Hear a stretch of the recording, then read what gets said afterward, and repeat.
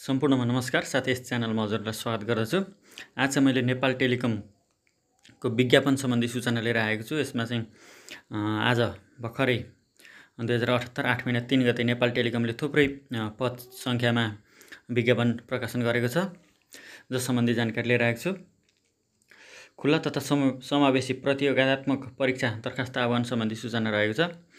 नेपाल दूरसञ्चार कम्पनी लिमिटेडले रिक्त रहेको पदहरूमा पदपूर्ति प्रक्रिया अगाडि बढाउन लोकसेवा आयोगबाट सहमति प्राप्त भए बमोजिम यस कम्पनीमा रिक्त रहेको निम्नलिखित पदहरूमा नेपाल दूरसञ्चार कम्पनी लिमिटेड कर्मचारी नियावली 2078 पहिलो संशोधन समेत बमोजिम खुल्ला तथा समावेशी प्रतियोगिताद्वारा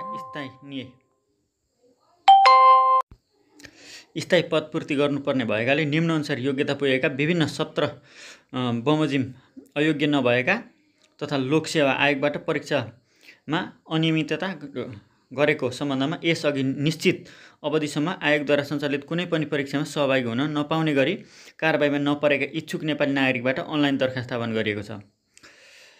आवेदकले चाहिँ अनलाइनमा मार्फत आवेदन दिनुपर्ने हुन्छ, जसमा चाहिँ आवश्यक पर्ने कुरा भनेको चाहिँ नेपाली नागरिकताको प्रमाणपत्र, हालसालै खिचेको पासपोर्ट साइजको फोटो, दस्ताखतको नमुना, आफूले हासिल गरेको न्यूनतम शैक्षिक योग्यताको प्रमाणपत्रहरू, तालिम अनुभव परिषद दर्ता प्रमाणपत्र, समावेशिताको प्रमाणपत्र, समकक्षता निर्धारण पत्रहरू अनलाइन फारमको निर्दिष्ट स्थानमा अपलोड गरी कम्पनीको वेबसाइट www.ntc.net.np मा गएर तपाईले आफ्नो अनलाइन फर्म चाहिँ सबमिट गर्न सक्नुहुन्छ।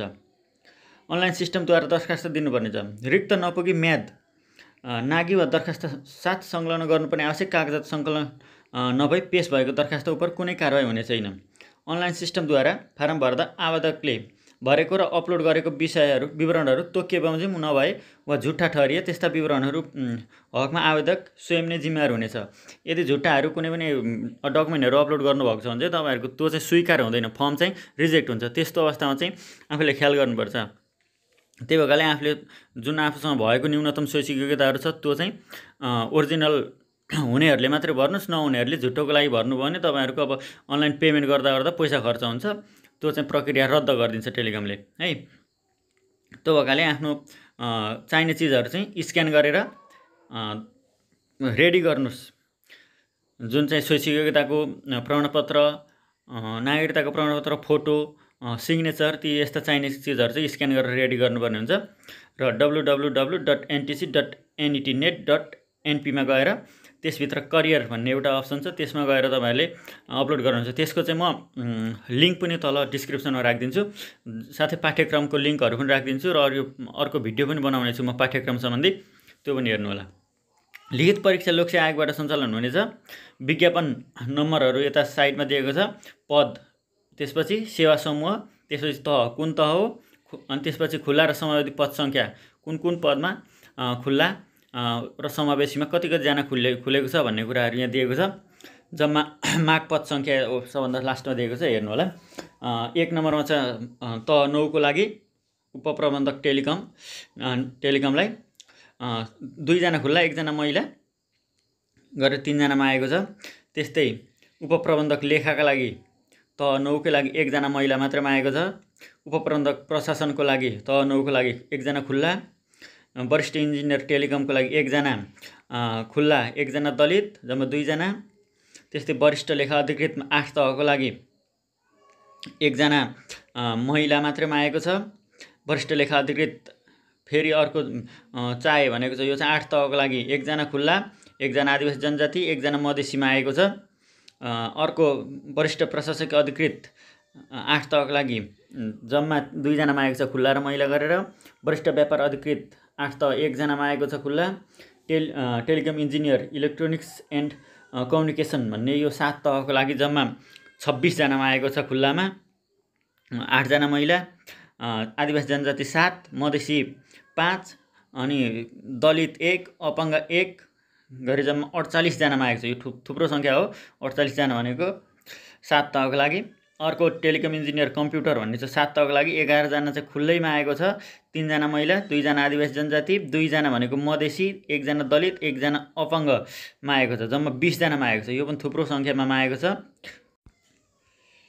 त्यस्तै टेलिकम इन्जिनियर इलेक्ट्रोनिक्समा 7 तहको लागि खुल्लामा 7 जना, 2 जना महिला, 1 जना रहेको छ मधेसी, अनि 1 जना दलित, 1 जना अपाङ्ग रहेको छ। यसमा जम्मा 12 जना। त्यस्तै 7 तहमै छ इन्जिनियर सिभिल भनेर, यो चाहिँ 5 जना खुल्ला, 2 जना महिला, 1 जना आदिवासी जनजाति, 1 जना मधेसी माएको छ। जम्मा 9 जना माएको छ। त्यस्तै सहायक लेखा अधिकृत 6 तहको लागि 7 जना खुल्ला, 2 जना महिला, 2 जना आदिवासी जनजाति, 1 जना मधेसी र 1 जना भनेको अपाङ्गमा आएको छ। जम्मा 13 जनामा आएको छ। हेर्नुहोस् है। त्यस्तै अब 6 तहको लागि सहायक प्रशासकीय अधिकृत कानुनको लागि मागेको छ 1 जना खुल्ला, 1 जना महिला, जम्मा 2 जना। त्यस्तै सहायक प्रशासकीय अधिकृत 6 तहको लागि मागेको छ, यो चाहिँ 5 जना खुल्ला, 2 जना महिला, 1 जना आदिवासी जनजाति, 1 जना मधेसी, 1 जना अपाङ्ग, 1 जना दलित, जम्मा 11 जना। सहायक व्यापार अधिकृत 6 तहको लागि फेरि मागेको छ 6 जना खुल्ला, 1 जना महिला, 1 जना आदिवासी जनजाति, 1 जना मधेसी, 1 जना दलित, 1 जना अपाङ्ग गरी जम्मा 11 जना मागेको छ। ओभरसियर तह 5 को लागि 8 जना खुल्ला, 2 जना महिला, 2 जना आदिवासी जनजाति, 2 जना मधेसी, 2 जना दलित र 1 जना 5 ओभरसियर 5 तहको लागि 8 जना खुल्ला, 2 जना महिला, 2 जना आदिवासी जनजाति, 2 जना मधेसी र 1 जना दलित गरेर जम्मा 15 जनामा आएको छ। त्यस्तै टेक्निसियनमा आएको छ 4 तहको लागि 29 जना खुल्ला। हेर्नुहोस् त टेक्निसियनको लागि कति ठुलो अवसर छ। 29 जना खुल्ला, 8 जना महिला, 7 जना आदिवासी जनजाति, 5 जना भनेको मधेसीमा आएको छ, 2 जना दलितमा आएको छ, 1 जना अपाङ्गमा आएको छ, 1 जना पछाडिएको क्षेत्रबाट जम्मा 53 जनामा आएको छ। यो पनि ठुलो सङ्ख्यामा छ। सहायक यो चाहिँ सहायक छ, यो चाहिँ 4 तहको लागि, यो चाहिँ 15 जना जम्मा खुल्लामा आएको छ। 5 जना महिला, 3 जना आदिवासी जनजाति, 3 जना मधेसी, 1 जना दलितमा आएको छ र 1 जना पछिबाट आएको छ। जम्मा 28 जनामा आएको छ। यो पनि ठुलै सङ्ख्यामा हो। अर्को भनेको जुनियर टेक्निसियन छ, जम्मा यो 3 तहको हो। यसमा जम्मा 19 जनामा आएको छ। 19 जना खुल्ला, 5 जना महिला, 4 जना आदिवासी जनजाति, 3 जना मधेसी, 1 जना दलित, 1 जना अपाङ्ग, 1 जना पछिबाट जम्मा 34 जनामा आएको छ। यो पनि भारी सङ्ख्यामा छ। यो जुनियर पनि यो यसको शैक्षिक योग्यता सम्बन्धी पनि म भन्दै जानेछु। यो कुन कुन तहमा कति शैक्षिक योग्यताले भर्न पाइन्छ भन्ने कुरा। यसको आवश्यक शैक्षिक योग्यता चाहिँ यस प्रकार रहेको छ। उपप्रबन्धक टेलिकम पदका लागि भनेको मान्यता प्राप्त शिक्षण संस्थाबाट यस कम्पनीको सम्बन्धित सेवा समूहको अधिकृत स्तरको पदमा सुरु सेवा प्रवेशका लागि तोकिएको विषय स्नातकोत्तर त उत्तीर्ण गरेको र प्रचलित कानुन बमोजिम नेपाल इन्जिनियरिङ परिषद दर्ता भएको तथा नेपाल सरकारको निजामती सेवा, सरकारी सेवा वा विश्वविद्यालय वा शिक्षक सेवा वा सङ्गठित संस्थाको अधिकृत स्तरको पदमा कम्तीमा 5 वर्ष सेवा गरेको अनुभव हुनुपर्नेछ। तर विद्यार्थी स्तरको उपाधि प्राप्त गरेको उम्मेदवारका हकमा सो अनुभव 2 वर्ष कम भए पनि उम्मेदवार हुन सक्नेछ भनेको छ। अन्य इन्फर्मेसनहरू त्यही दिएको छ, हेर्न सक्नुहुन्छ। त्यस्तै उपप्रबन्धक लेखा पदका लागि पनि मान्यता प्राप्त शिक्षण संस्थाबाट व्यवस्थापन, वाणिज्य शास्त्र र व्यापार प्रशासन स्नातकोत्तर तह उत्तीर्ण गरेको र नेपाल सरकारको निजामती सेवा, सरकारी सेवा, विद्यालय वा शिक्षक सेवा, सङ्गठित संस्था अधिकृत स्तरको पदमा कम्तीमा 5 वर्ष सेवा गरेको अनुभव हुनुपर्छ। तर विद्यार्थी स्तरको उपाधि प्राप्त गरेको उम्मेदवारको हकमा सो अनुभव 2 वर्ष कम भए पनि उम्मेदवार हुन सक्नेछ। उपप्रबन्धक प्रशासकीय पदका लागि मान्यता प्राप्त शिक्षण संस्थाबाट कुनै पनि विषयमा स्नातकोत्तर तह वा सो सर उत्तीर्ण गरेको र नेपाल सरकारको निजामती सेवा, सरकारी सेवा वा विश्वविद्यालय वा शिक्षक सेवा वा सङ्गठित संस्थाको अधिकृत स्तरको पदमा कम्तीमा 5 वर्ष सेवा गरेको अनुभव हुनुपर्नेछ। तर विद्यार्थी गरेको उपाधि प्राप्त गरेको उम्मेदवारको सो अनुभवलाई 2 वर्ष कम भए पनि उम्मेदवार बन्न सक्नेछ। वरिष्ठ इन्जिनियर टेलिकम पदका लागि मान्यता प्राप्त शिक्षण संस्थाबाट यस कम्पनीको सम्बन्धित सेवा समूह अधिकृत स्तरको पदमा सुरु सेवा प्रवेशका लागि तोकिएको विषयमा स्नातकोत्तर तह उत्तीर्ण गरेको र प्रचलित कानुन बमोजिम नेपाल इन्जिनियरिङ परिषदमा दर्ता भएको तथा नेपाल सरकारको निजामती सेवा, सरकारी सेवा वा विश्वविद्यालय वा शिक्षक सेवा वा सङ्गठित संस्थाको अधिकृत स्तरको पदमा कम्तीमा 5 वर्ष सेवा गरेको अनुभव हुनुपर्छ। तर विद्यार्थी स्तरको उपाधि प्राप्त गरेको उम्मेदवारको हकमा सो सो अनुभव 2 वर्ष कम भए पनि उम्मेदवार हुन सक्नेछ। अनि आवश्यक कुराहरू त्यहाँ तलतिर दिएको छ, त्यो पनि हेर्नु होला है तपाईहरुले। वरिष्ठ लेखा अधिकृतका लागि चाहिँ लेखा पदका लागि चाहिँ मान्यता प्राप्त शिक्षण संस्थाबाट व्यवस्थापन वाणिज्य शास्त्र वा व्यापार प्रशासनमा स्नातकोत्तर तह उत्तीर्ण गरेको र नेपाल सरकारको निजामती सेवा, सरकारी सेवा, विश्वविद्यालय वा शिक्षक सेवा सङ्गठित संस्थाको अधिकृत स्तरको पदमा कम्तीमा 5 वर्ष सेवा गरेको अनुभव हुन्छ। विद्यावरिधि गरेको छ भने 2 वर्ष कम अनुभव भए पनि हुन्छ, जम्मा 3 वर्ष अनुभव भयो भने।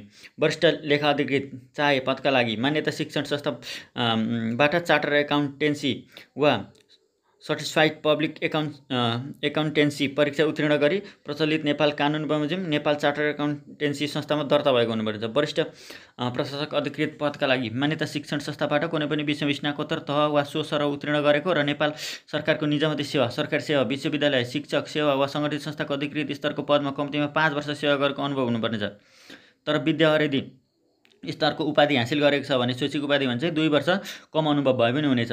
वरिष्ठ व्यापार अधिकृत पदका लागि मान्यता प्राप्त शिक्षण संस्थाबाट व्यवस्थापन वाणिज्य शास्त्र वा व्यापार प्रशासक स्नातकोत्तर तह वा अर्थशास्त्र, गणित, तथ्याङ्क शास्त्र मध्ये कुनै एक मूल विषय लिई स्नातकोत्तर तह वा सो सरह उत्तीर्ण गरेको र नेपाल सरकारको निजामती सेवा, सरकारी सेवा, विश्वविद्यालय, शिक्षक सङ्गठन संस्थाको अधिकृत स्तरको पदमा कम्तीमा 5 वर्ष सेवा गरेको अनुभव। तर विद्यावरिधि गरेको छ भने यो 3 वर्ष अनुभव भए पनि हुनेछ।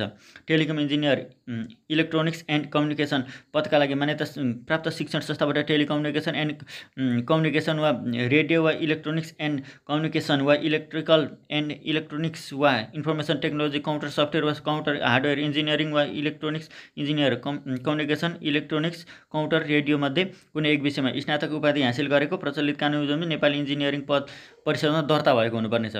नेपाल इन्जिनियर काउन्टर पदका लागि टेलिकम इन्जिनियर काउन्टर पदका लागि मान्यता प्राप्त शिक्षण संस्थाबाट counter science, information technology, information communication, counter software, counter hardware वा काउन्टर इन्जिनियरिङ वा सो सरह विषयमध्ये कुनै 11 नम्बर टेलिकम इन्जिनियर इलेक्ट्रोनिकल पदका लागि मान्यता प्राप्त शिक्षण संस्थाबाट इलेक्ट्रोनिक्स एन्ड इलेक्ट्रिकल वा इलेक्ट्रिकल एन्ड कम्युनिकेसन वा इलेक्ट्रिकल इन्जिनियरिङ वा सो सरहको विषयहरूमध्ये कुनै एक विषय लिई स्नातक उपाधि हासिल गरी प्रचलित कानुन बमोजिम नेपाल इन्जिनियरिङ परिषदमा दर्ता भएको हुनुपर्नेछ। इन्जिनियर सिभिल पदका लागि मान्यता प्राप्त शिक्षण संस्थाबाट सिभिल इन्जिनियरिङ विषयमा स्नातक उपाधि हासिल गरी प्रचलित कानुन बमोजिम नेपाल इन्जिनियरिङ परिषदमा दर्ता भएको। सहायक लेखा अधिकृत पदका लागि मान्यता प्राप्त शिक्षण संस्थाबाट व्यवस्थापन वाणिज्य शास्त्र वा व्यापार प्रशासनमा स्नातक तह उत्तीर्ण गरेको हुनुपर्नेछ।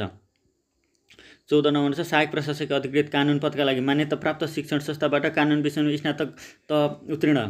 सहायक प्रशासक अधिकृत पदका लागि मान्यता प्राप्त शिक्षण संस्था कुनै पनि विषयमा स्नातक वा सो सरह उत्तीर्ण गरेको। सहायक व्यापार अधिकृत पदका लागि मान्यता प्राप्त शिक्षण संस्थाबाट व्यवस्थापन वाणिज्य शास्त्र वा व्यापार प्रशासन स्नातक तह वा अर्थशास्त्र, गणित वा तथ्याङ्क शास्त्रमध्ये कुनै एक मूल विषय लिई स्नातक तह वा सो सरह उत्तीर्ण गरेको। ओभरसियर पदका लागि मान्यता प्राप्त शिक्षण संस्थाबाट सिभिल इन्जिनियरिङ, आर्किटेक्चर वा सर्वे इन्जिनियरिङमा प्रमाणपत्र तह वा सो सरह वा डिप्लोमा तह उत्तीर्ण गरेको। टेक्निसियन पदका लागि मान्यता प्राप्त शिक्षण संस्थाबाट एसएलसी वा सो सरह उत्तीर्ण गरी नेपाल दूरसञ्चार कम्पनी लिमिटेडको दूरसञ्चार तालिम केन्द्रबाट ट्रान्समिसन, आउटसाइड पावर स्विचिङ वा टेलिकम टेक्निसियनको तालिम प्राप्त वा राष्ट्रिय सिप परीक्षण केन्द्रबाट ट्रान्समिसन, आउटलाइट पावर स्विचिङ विषयमा तह 2 को सिप परीक्षण उत्तीर्ण गरेको हुनुपर्नेछ। सहायक पदका लागि मान्यता प्राप्त शिक्षण संस्थाबाट एसई वा कम्तीमा जिपिए, एसईमा कम्तीमा जिपिए 2 प्राप्त वा एसएलसी वा सो सरह उत्तीर्ण गरेको हुनुपर्नेछ। जुनियर टेक्निसियन पदका लागि भनेको मान्यता प्राप्त शिक्षण संस्थाबाट 10औं कक्षा भनेको 10 कक्षा उत्तीर्ण गरी नेपाल दूरसञ्चार कम्पनी लिमिटेडको दूरसञ्चार तालिम केन्द्रबाट ट्रान्समिसन, आउटसाइड पावर स्विचिङ वा टेलिकम टेक्निसियनको तालिम प्राप्त गरी राष्ट्रिय सिप परीक्षण केन्द्रबाट ट्रान्समिसन, आउटलाइट पावर स्विचिङ विषयमा तह 1 को सिप परीक्षण उत्तीर्ण भएको हुनुपर्नेछ। अब उम्मेदवारको हद भन्ने कुरा छ। यो उम्मेदवारको हदको लागि चाहिँ दरखास्त दिने अन्तिम मितिमा सहायक पद स्तरको पदको लागि 18 वर्ष पुरा भई 35 वर्ष ननाएको, तह 6 देखि तह 7 सम्मको अधिकृत स्तरको लागि भनेको 21 वर्ष पुरा भई 35 वर्ष ननाएको तथा 8 र 9 को अधिकृत स्तरको पदका लागि 21 वर्ष पुरा भई 40 वर्ष ननागेको हुनुपर्नेछ। साथै सबै पदका लागि महिला र अपङ्गता भएका उम्मेदवारको हकमा उमेरको माथिल्लो हद भनेको 40 वर्ष ननागेको हुनुपर्नेछ। उक्त प्रयोजनका लागि उम्मेदवारको गणना गर्दा दरखास्त बुझाउने अन्तिम दिन 21 दिनको म्यादलाई आधार मानिन्छ। दोब्बर दस्तुर बुझाइ दरखास्त दिन आउने अवधिलाई गणना गरिने छैन। नेपाल दूरसञ्चार कम्पनीको बहालमा स्थायी कर्मचारीलाई उमेरको हद लाग्ने छैन। परीक्षाको किसिम लिखित हुन्छ सुरुमा, त्यसपछि अन्तर्वार्ता र प्रयोगात्मक प्राविधिक सेवातर्फ तह 3 र 4 को लागि मात्र।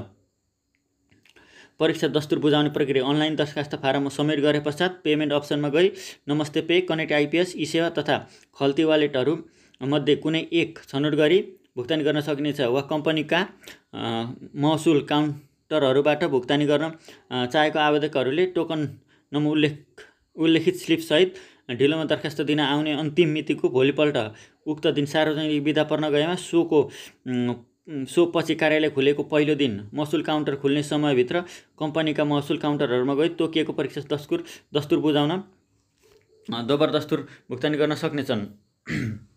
दरखास्त भर्ने अन्तिम मिति भनेको 78 साल 8 महिना 23 गतेसम्म र दोब्बर दस्तुर भनेको चाहिँ 9 महिना 1 गतेसम्म। लिखित परीक्षा सञ्चालन हुने मिति, समय र केन्द्र भनेको उपरोक्त विज्ञापनहरूको लिखित परीक्षा लोकसेवा आयोगबाट सूचना प्रकाशित गरे बमोजिम तोकिएको मिति, समय, स्थान र केन्द्रमा सञ्चालन हुनेछ। परीक्षा दस्तुर देखाए बमोजिम अधिकृत स्तर तह 8 र 9 का लागि भनेको 800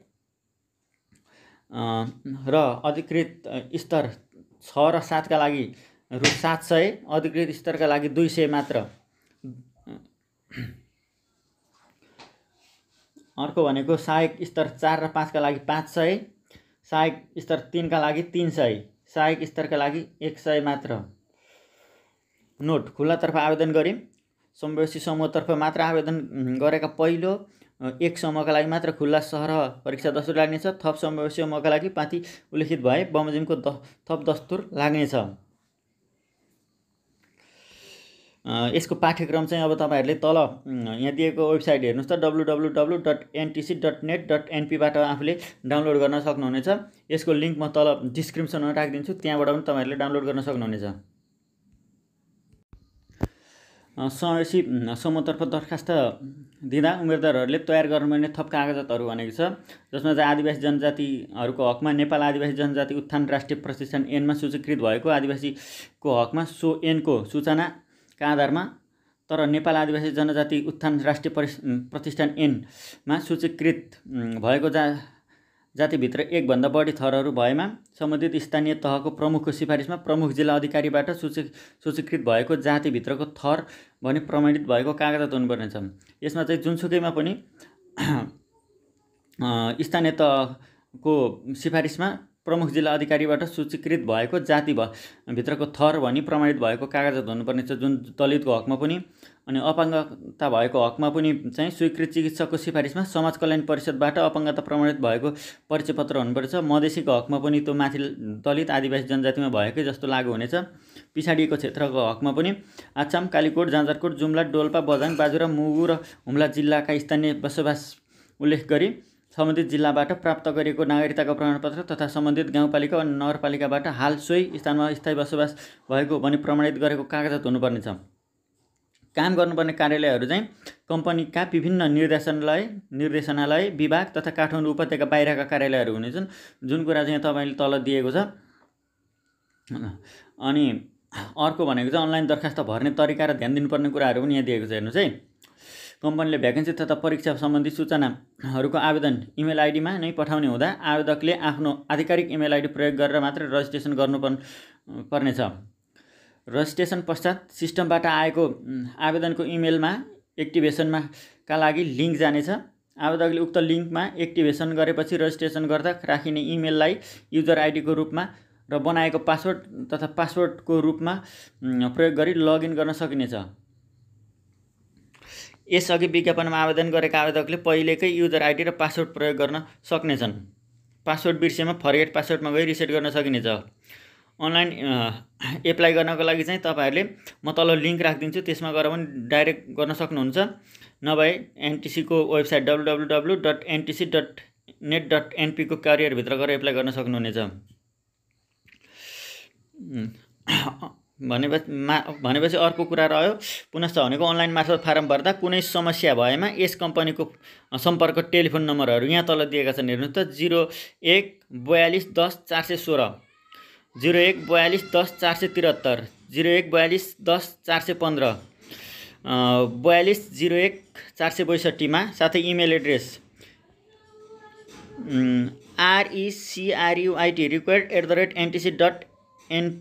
recruit@ntc.net.np मा गएर सम्पर्क गर्न हुन अनुरोध गरिन्छ।